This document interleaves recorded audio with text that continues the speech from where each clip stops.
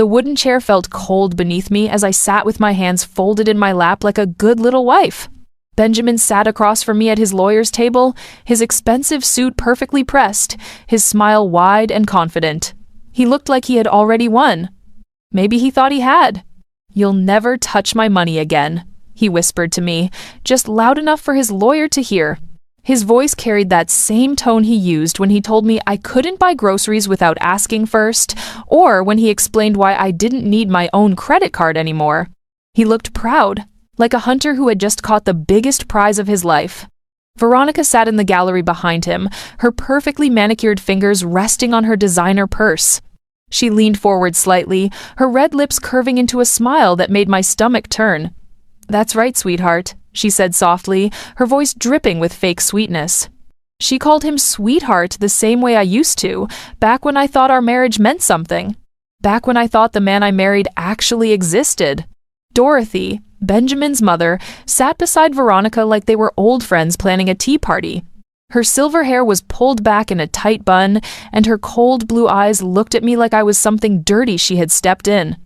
She had never liked me, not from the day Benjamin brought me home 8 years ago. I wasn't good enough for her precious son, she always said. Not rich enough, not classy enough, not worthy of the Foster family name. "She doesn't deserve a cent," Dorothy said, her voice carrying across the quiet room. She smiled when she said it, the same smile she gave me every Christmas when she handed me a gift card to Target while giving Veronica expensive jewelry. Even before the affair, Dorothy had been planning my replacement. My lawyer, Mr. Peterson, sat beside me shuffling through papers. He looked nervous, like he knew we were about to lose everything. Benjamin's legal team had 3 lawyers, all from the most expensive firm in the city. They had briefcases full of documents showing how I had never worked, how I had no skills, how I deserved nothing more than basic support. They painted me as a gold digger who had trapped their poor, innocent client. Judge Hawkins, a woman in her 50s with sharp eyes and graying hair, had been listening to their arguments all morning. She had a reputation for being tough but fair. She didn't smile much, and she didn't seem impressed by expensive suits or fancy lawyers. But even she looked like she was ready to rule in Benjamin's favor. "Your Honor," Benjamin's lead lawyer said, standing up with a thick folder in his hands, "my client has been more than generous. Mrs. Foster has no work experience, no education beyond high school, and no assets of her own. She lived a comfortable life for 8 years without contributing anything to the household income. A modest monthly allowance is more than fair." I wanted to laugh.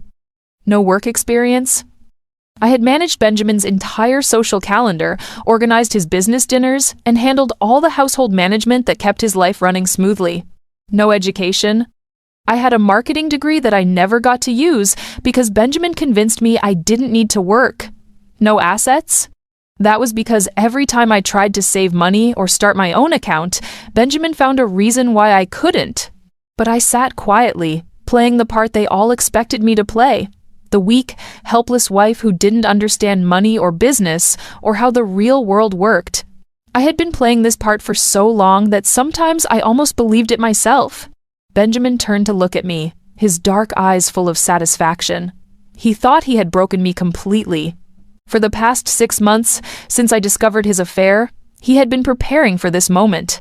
He moved money around, hid assets, and made sure everything looked like it belonged to him alone. He thought I was too stupid to notice, too scared to fight back. Mr. Peterson stood up slowly, like he was walking to his own execution. "Your Honor, I have one final piece of evidence to present on behalf of my client." His voice shook slightly as he reached into his briefcase and pulled out a white envelope. "Mrs. Foster has prepared a letter for the court's consideration." Benjamin's lawyer looked confused. They hadn't been told about any letter. Benjamin frowned, his confident smile fading just a little.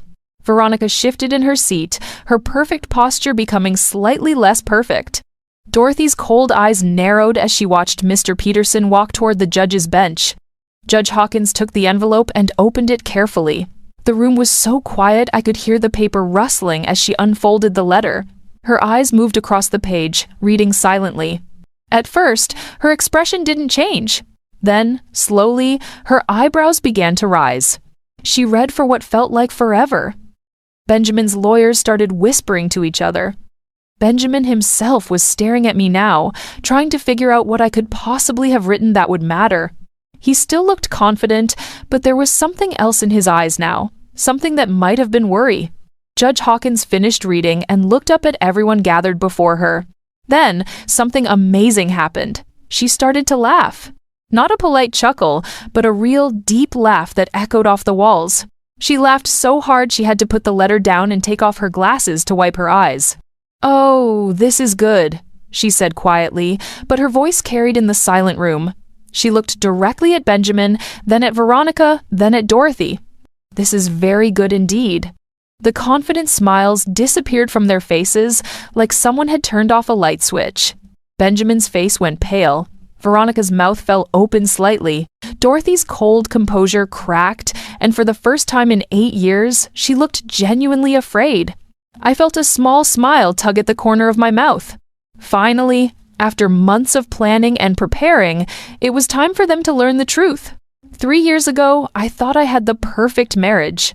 Benjamin would come home from work with flowers, kiss me at the door, and tell me how lucky he was to have me. We lived in his family's beautiful house on Maple Street, with its white columns and perfectly manicured lawn. I felt like a princess in a fairy tale. "Carmen, you don't need to worry about money," Benjamin said one evening as we sat at our dining room table. He was cutting his steak with precise movements, the way his mother had taught him. "I make enough for both of us. You should focus on making our home beautiful." I had been working at a small marketing company downtown, helping local businesses with their advertising. I loved my job, loved the creative challenges and the feeling of accomplishment when a campaign succeeded. But Benjamin had been hinting for months that I should quit. "But I enjoy working," I said, twirling my pasta around my fork. "And the extra money helps us save for our future." Benjamin set down his knife and looked at me with those dark eyes that used to make my heart skip. "Sweetheart, we don't need your little salary. It's barely enough to cover your gas and work clothes anyway. Wouldn't you rather spend your time making our home perfect? Maybe start planning for children?" The way he said, "little salary," made my cheeks burn. I made decent money, enough to pay for groceries and utilities. But when I looked around our expensive dining room, with its crystal chandelier and imported furniture, I felt small. Maybe he was right. Maybe my contribution didn't really matter. "I suppose I could take some time off," I said quietly. Benjamin's smile was brilliant. "That's my smart girl. You'll be so much happier at home." Within a month, I had quit my job. Benjamin took over all our finances, saying it would be easier if everything came from one account. He gave me a credit card for household expenses and told me to let him know if I needed anything else. At first, it felt nice to be taken care of. I spent my days decorating our home, cooking elaborate meals, and organizing Benjamin's business dinners. But slowly, things began to change. The credit card had a low limit, and Benjamin questioned every purchase. When I bought new curtains for the living room, he asked why I hadn't consulted him first. When I spent $50 on groceries, he wanted to see every receipt. "Carmen, we need to be more careful with money," he said one evening, going through the credit card statement with a red pen. "This coffee shop charge, what was that for?" "I met my friend Lisa for coffee," I said, feeling like a child being scolded. "It was only $8. $8 here, $12 there, it adds up. Maybe you should invite your friends here instead. It's more economical." I stopped meeting friends for coffee. Then I stopped buying new clothes without asking first. Then I stopped buying anything that wasn't absolutely necessary. Benjamin praised me for being so responsible, so understanding about our budget. But I noticed he still bought expensive suits and went out for business lunches that cost more than my entire weekly allowance. Dorothy made everything worse. Benjamin's mother visited every Sunday for dinner, and she always had something to say about how I was managing the house. The flowers in the garden weren't arranged properly. The dinner wasn't seasoned correctly. My dress was too casual for a foster family meal. "Benjamin, dear," she said one Sunday, cutting her roast beef into tiny pieces. "I saw the most lovely girl at the country club yesterday. Veronica Hayes, the interior designer. She's from such a good family, and her work is absolutely exquisite." Benjamin nodded politely, but I caught something in his expression. Interest, maybe. I've heard of her work. Very talented. You should hire her to redo the guest rooms, Dorothy continued, not looking at me. They could use a professional touch. I had spent weeks decorating those guest rooms, choosing colors and fabrics that I thought were beautiful. But sitting there listening to Dorothy, I felt like everything I did was wrong, amateur, not good enough for their family standards. That's a wonderful idea, Mother, Benjamin said. Carmen, what do you think? What could I say? That I wanted to keep the rooms I had worked so hard on? That hiring someone else felt like admitting I was a failure? Of course, I said with a smile that felt like plastic. Whatever you think is best. That's when the phone calls started. Benjamin would step outside to take calls, saying they were work-related. He started working late more often, coming home after I had already eaten dinner alone. When I asked about his day, his answers became shorter, less detailed. How was the Henderson project meeting? I asked one evening as he loosened his tie. Fine, he said, not looking at me. Just the usual client demands. But I had seen his calendar that morning when he left it on the kitchen counter. There was no Henderson meeting scheduled. There was a notation that said, VH, 7 p.m., with a restaurant name I didn't recognize. I started paying attention to things I had ignored before, credit card statements that Benjamin quickly put away, phone calls that stopped when I entered the room, new cologne that smelled different from what he usually wore, shirts that came back from the dry cleaner with lipstick stains that weren't my shade. One evening, I was putting away his laundry when I found a receipt in his pants pocket. It was from an expensive restaurant downtown, dated the previous Tuesday. The bill was for 2 people, with champagne and dessert. But Tuesday night, Benjamin had told me he was working late on paperwork at the office. My hands shook as I held the receipt. The total was more than my monthly allowance. Someone had ordered the lobster and the chocolate souffle, dishes that Benjamin always said were too expensive when we looked at menus together. I sat on our bed, staring at that piece of paper, and felt something crack inside my chest. This wasn't about money or work stress or family pressure. This was about lies. This was about Benjamin living a completely different life when he wasn't with me. That night, when Benjamin came home smelling like perfume that wasn't mine, I didn't say anything. I smiled and asked about his day, and he told me about meetings that I now knew hadn't happened. I nodded and served him dinner and pretended everything was normal. But inside, I was already starting to plan. The next morning, I waited until Benjamin left for work before I got dressed.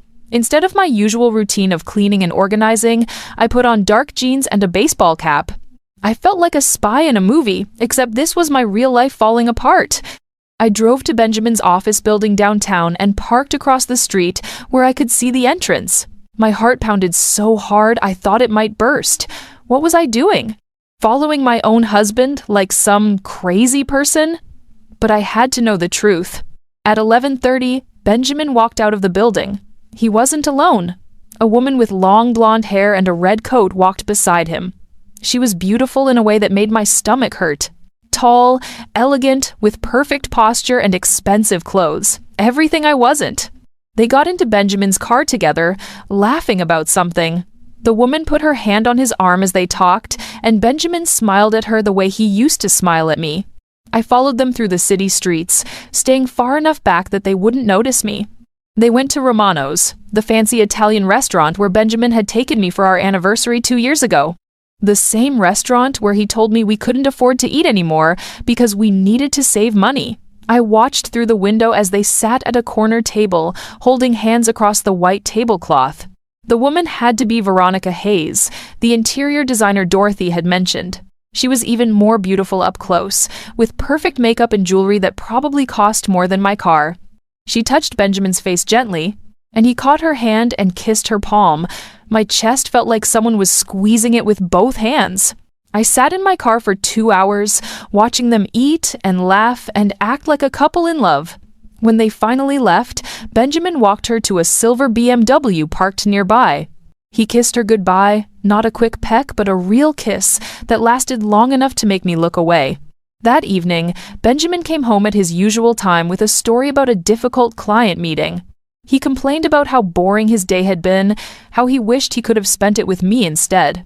I nodded and smiled and served him the dinner I had somehow managed to cook while my world was crashing down.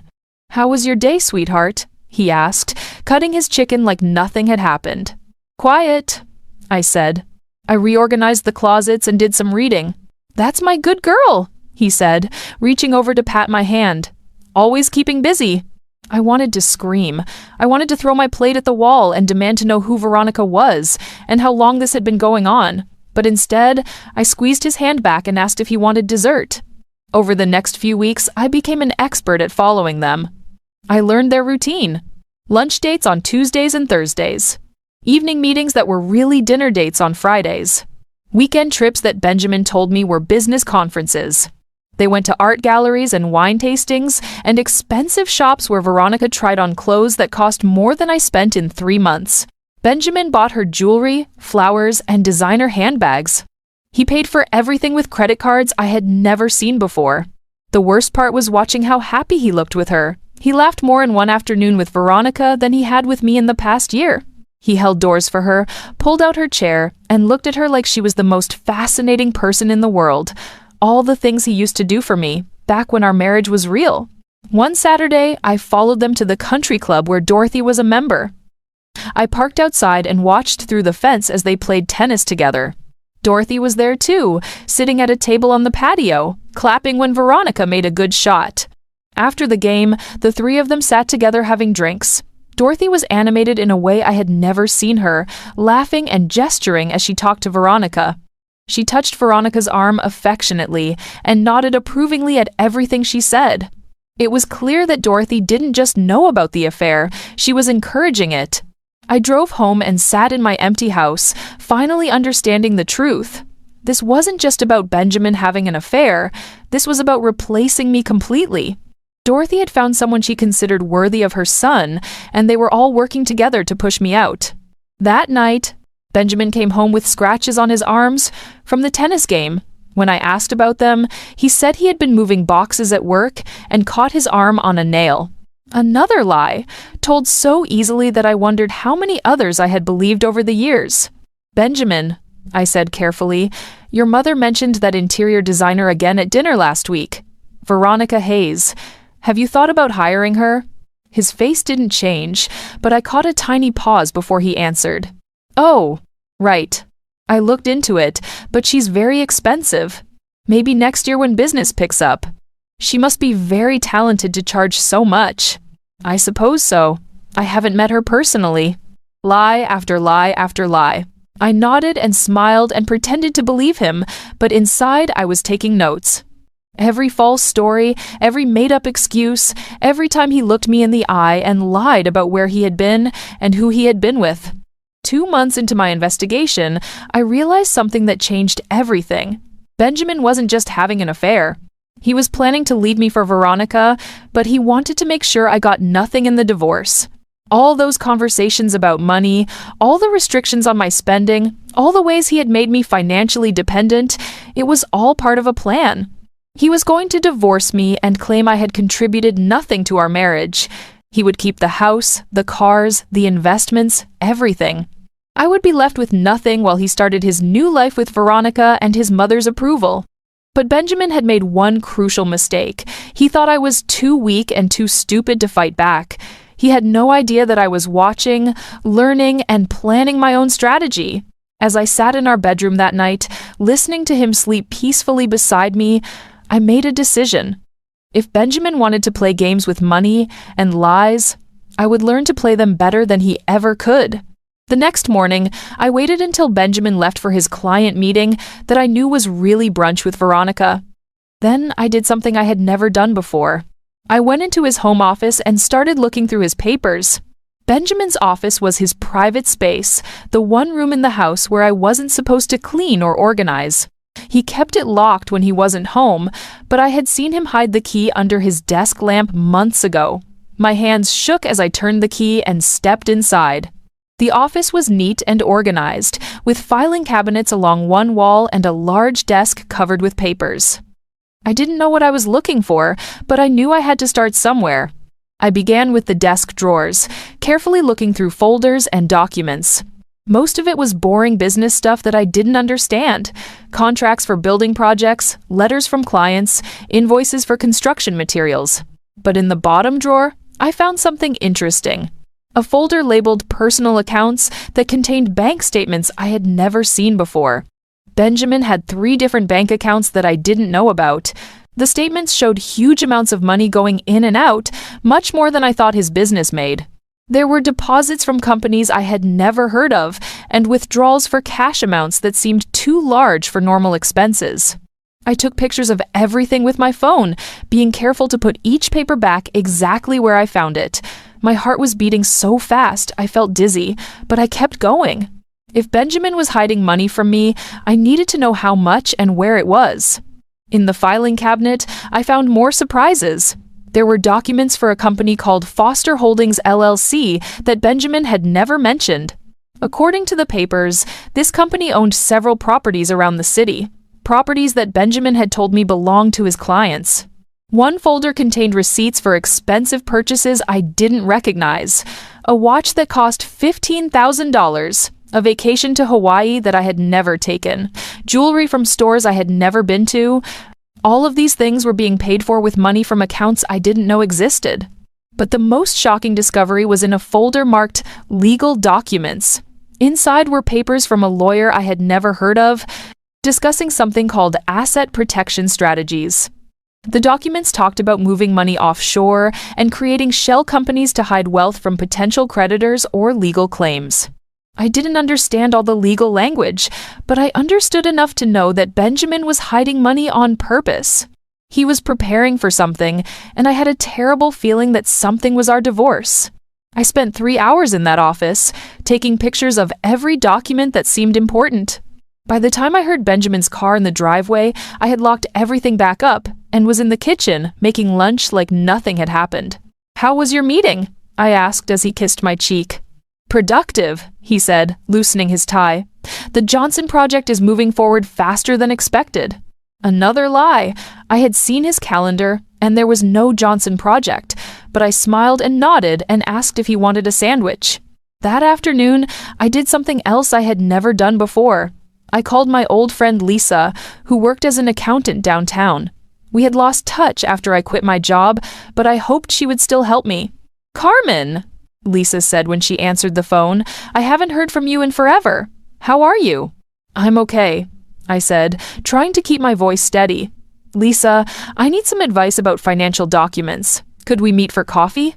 "Of course. Is everything all right? You sound worried." "I'll explain when I see you." We met at a small cafe across town, far from anywhere Benjamin might go. Lisa looked the same as always, with her curly red hair and friendly smile. But when I showed her the pictures on my phone, her expression became serious. "Carmen, where did you get these documents?" she asked, scrolling through the images. "They're my husband's business papers. I found them in his office." Lisa was quiet for a long time, studying each picture carefully.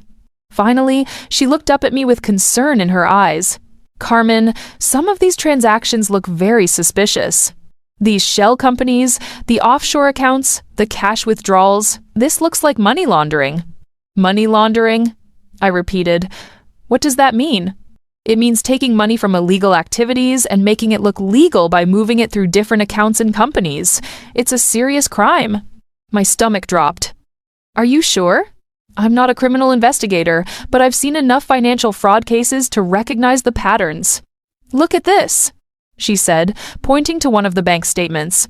"Your husband receives large cash deposits from companies that don't seem to exist. Then he moves that money through several different accounts before it ends up in offshore banks. That's classic money laundering behavior." I felt like the room was spinning.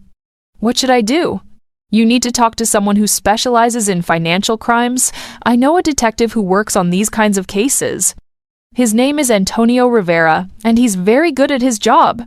Would you like me to give you his number?" I nodded, unable to speak. Lisa wrote down the detective's information on a napkin and handed it to me. "Carmen, be very careful," she said, reaching across the table to squeeze my hand. "If your husband is involved in money laundering, he could be dangerous. Don't let him know that you've discovered anything." I drove home in a daze, the detective's phone number burning in my pocket. Benjamin was in his office when I got back, probably moving more illegal money around while I made dinner. I cooked and cleaned and acted normal, but inside I was terrified. That night, as Benjamin slept beside me, I stared at the ceiling and tried to process what I had learned. My husband wasn't just cheating on me and planning to leave me with nothing. He was a criminal who had been using our marriage as a cover for illegal activities. But for the first time in months, I felt something other than fear and sadness. I felt angry. Benjamin had lied to me about everything, stolen from me, and planned to destroy my life. But now I had information that could destroy his life instead. Tomorrow I would call Detective Rivera.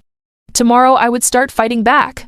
The next morning, I waited until Benjamin left for work before I dialed Detective Rivera's number. My hands were shaking so badly I had to try 3 times before I got all the digits right. Detective Rivera, Financial Crimes Unit. A deep voice answered. "Hello," I said, my voice barely above a whisper. "My name is Carmen Foster. Lisa Martinez gave me your number. I think my husband might be doing something illegal with money." There was a pause. "Mrs. Foster, can you come to the station this afternoon? I'd like to discuss this in person." 2 hours later, I sat in a small office at the police station, facing a man in his 40s with kind eyes and graying hair. Detective Rivera had the pictures from my phone spread across his desk, studying them with a serious expression. "Mrs. Foster, how long has your husband been involved in these financial activities?" he asked. "I don't know," I admitted. "I just found these papers yesterday. I had no idea any of this existed." Detective Rivera nodded. "That's common in these cases. Spouses often have no knowledge of their partner's illegal activities." He pointed to one of the bank statements. "These transactions show a clear pattern of money laundering. Your husband is receiving large amounts of cash from questionable sources and moving it through multiple accounts to hide its origin." "What kind of questionable sources?" I asked. "Based on these amounts and patterns, probably drug money, illegal gambling, or other organized crime activities. Your husband's real estate business provides perfect cover for laundering dirty money through property purchases and sales." I felt sick. How long could he go to prison for this? Money laundering is a federal crime. Depending on the amounts involved, he could face 10 to 20 years in prison, plus massive fines and forfeiture of all assets purchased with illegal money. "All assets?" I repeated. "Everything. The house, cars, bank accounts, investments. If they were purchased with laundered money, the government will seize them." My mind was racing. If Benjamin went to prison and lost everything, what would happen to me? I would have nothing, just like he had planned. Except now it would be because he was a criminal, not because he had outsmarted me in divorce court. "Detective Rivera," I said slowly, "what if I helped you build a case against him? What if I could get more evidence?" He leaned back in his chair, studying my face. "Mrs. Foster, that would be very dangerous. If your husband suspected you were investigating him, he could become violent. These aren't the kind of people who handle betrayal well." "But I'm already in danger, aren't I? If he's involved with criminals, if he's planning to divorce me and leave me with nothing, I'm not safe anyway." Detective Rivera was quiet for a long moment. "What exactly are you proposing?" "I have access to his office, his computer, his files. I could copy more documents, record conversations, maybe even find out who he's working with. But I would need protection, and I would need guarantees about what happens to me when this is over." "What kind of guarantees?" "I want immunity from any charges related to his crimes. I want protection if he tries to hurt me. And I want to keep some of the assets that were purchased with legitimate money from his real estate business." Detective Rivera smiled for the first time since I had arrived. "Mrs. Foster, you're thinking like a prosecutor. Let me make some calls and see what we can arrange." 3 days later, I met with Detective Rivera and a federal prosecutor named Sarah Chen. They had prepared an official cooperation agreement that gave me everything I had asked for in exchange for my help building a case against Benjamin. "Mrs. Foster," Prosecutor Chen explained, "you'll be working as a confidential informant. We'll provide you with recording devices and teach you how to gather evidence safely. But you must understand the risks. If your husband discovers what you're doing, you could be in serious physical danger." "I understand," I said, signing the papers with a steady hand. "When do we start?" Over the next 2 months, I became a different person. During the day, I played the role of the obedient wife, cooking and cleaning and asking Benjamin about his day. But every moment he was out of the house, I was working. I installed tiny recording devices in his office and car. I copied files from his computer onto flash drives. I photographed every document I could find, building a complete picture of his illegal activities. The evidence was overwhelming. Benjamin was laundering money for a drug trafficking organization run by a man named Carlos Mendez. He would receive cash payments of $50,000 to $100,000, then use his real estate company to purchase properties with that money. Later, he would sell the properties and deposit the proceeds into legitimate bank accounts, making the drug money appear clean. But Benjamin had gotten greedy. Instead of just taking his percentage for laundering the money, he had been skimming extra cash for himself. He used this stolen money to fund his affair with Veronica, buying her expensive gifts and taking her on lavish trips. I recorded conversations where Benjamin bragged to his business partner about how easy it was to fool the authorities. I photographed meetings where he received briefcases full of cash from dangerous-looking men. I documented every transaction, every lie, every crime. The hardest part was pretending everything was normal when Benjamin came home each night. He would kiss me and tell me about his day, making up stories about legitimate business deals while I knew he had spent the afternoon with drug dealers and criminals. "You seem different lately," he said one evening as we ate dinner. "More confident, maybe. I like it." "I've been reading more," I said, which was true. I had been reading everything I could find about money laundering and financial crimes, learning new things. "That's wonderful, sweetheart. Knowledge is power." If only he knew how much knowledge I had gained and how I planned to use that power against him. By the end of 2 months, Detective Rivera told me we had enough evidence to arrest Benjamin and seize all his assets, but I asked for 1 more week. I wanted to be in that divorce court when Benjamin thought he had won everything. I wanted to see his face when he realized that his perfect plan had been destroyed by the wife he thought was too stupid to fight back. The trap was set. Now all I had to do was wait for Benjamin to walk into it. The divorce proceedings began on a cold Tuesday morning in November. I sat in the hallway outside the courtroom, wearing a simple black dress that made me look smaller and more helpless than I felt. Benjamin arrived with his team of expensive lawyers, all of them carrying thick briefcases and wearing confident smiles. "Good morning, Carmen," Benjamin said, his voice dripping with fake concern. "I hope we can get through this quickly and amicably." I nodded meekly, playing my part perfectly. "I just want what's fair, Benjamin." He patted my shoulder like I was a child. "Of course you do, sweetheart. Don't worry, I'll make sure you're taken care of." Veronica arrived a few minutes later, wearing a stunning blue suit that probably cost more than I used to make in a month. She sat in the gallery behind Benjamin, her presence a clear message about who would be taking my place. Dorothy sat beside her, the two of them whispering and smiling like old friends planning a celebration. When we entered the courtroom, Benjamin's lead lawyer, Mr. Harrison, immediately took control. He was a tall man with silver hair and an expensive watch, the kind of lawyer who charged $1,000 an hour and won cases through intimidation. "Your Honor," Mr. Harrison began, "this is a straightforward case. My client, Mr. Benjamin Foster, is a successful businessman who has supported his wife for 8 years. Mrs. Foster has no work experience, no education beyond high school, and has made no financial contributions to the marriage. She is seeking an unreasonable settlement that would cripple my client's business and livelihood." Judge Hawkins listened without expression as Mr. Harrison presented their case. They had charts showing Benjamin's income, graphs demonstrating my lack of contribution, and testimony from character witnesses who painted me as a gold digger who had trapped an innocent man. Dorothy took the witness stand first, wearing a navy suit and pearls that made her look like the perfect society matron. She spoke in a clear, confident voice about how I had never fit into their family. Benjamin tried so hard to help Carmen improve herself, Dorothy testified. He paid for etiquette classes, bought her appropriate clothing, even hired tutors to help her learn about art and culture.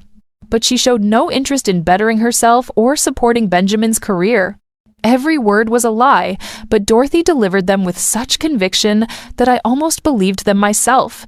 Benjamin had never paid for any classes or tutors. The only thing he had paid for was my silence and submission. Mrs. Foster has no understanding of the social obligations that come with being married to a man of Benjamin's standing, Dorothy continued. She embarrassed him at business functions and refused to participate in charitable activities. Frankly, I'm surprised the marriage lasted as long as it did. Mr. Harrison nodded approvingly. Thank you, Mrs. Foster. No further questions. My lawyer, Mr. Peterson, stood up for cross-examination, but he looked nervous and unprepared. Mrs. Foster, isn't it true that your son controlled all the finances in the marriage? Benjamin managed the money because he's good with finances, Dorothy replied smoothly. Carmen showed no interest in learning about such things. And isn't it true that you encouraged your son's relationship with Miss Hayes? Dorothy's eyes flashed with anger. I have no idea what you're implying. Mr. Peterson sat down quickly, clearly outmatched. I wanted to scream at him to fight harder, but I reminded myself that this was all part of the plan. Next, Benjamin took the witness stand. He looked handsome and sincere in his dark suit, every inch the successful businessman who had been taken advantage of by his greedy wife. Your Honor, Benjamin said, his voice full of sadness, I loved Carmen deeply, but our marriage became impossible. She had no interest in building a life together or supporting my career. She spent money frivolously and refused to take responsibility for household management. I tried to help her, but she seemed content to live off my hard work without contributing anything in return. Mr. Harrison guided Benjamin through a detailed account of our marriage that bore no resemblance to reality. In Benjamin's version, I was lazy, selfish, and financially irresponsible. He was the long-suffering husband who had tried everything to save our marriage. I'm asking for a modest settlement that will allow Carmen to start fresh, Benjamin concluded. A small monthly allowance and perhaps some job training to help her become self-sufficient. I bear her no ill will, but I can't continue to support someone who refuses to support herself. The courtroom was silent when Benjamin finished. Even I had to admit he was convincing. If I didn't know the truth about his crimes and affairs, I might have believed him myself.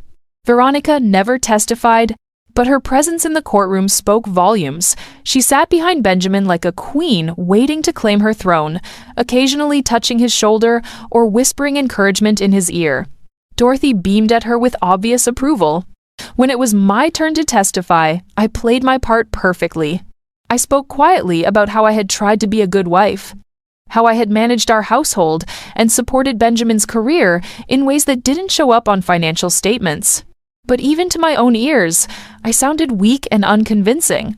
Mr. Harrison's cross-examination was brutal.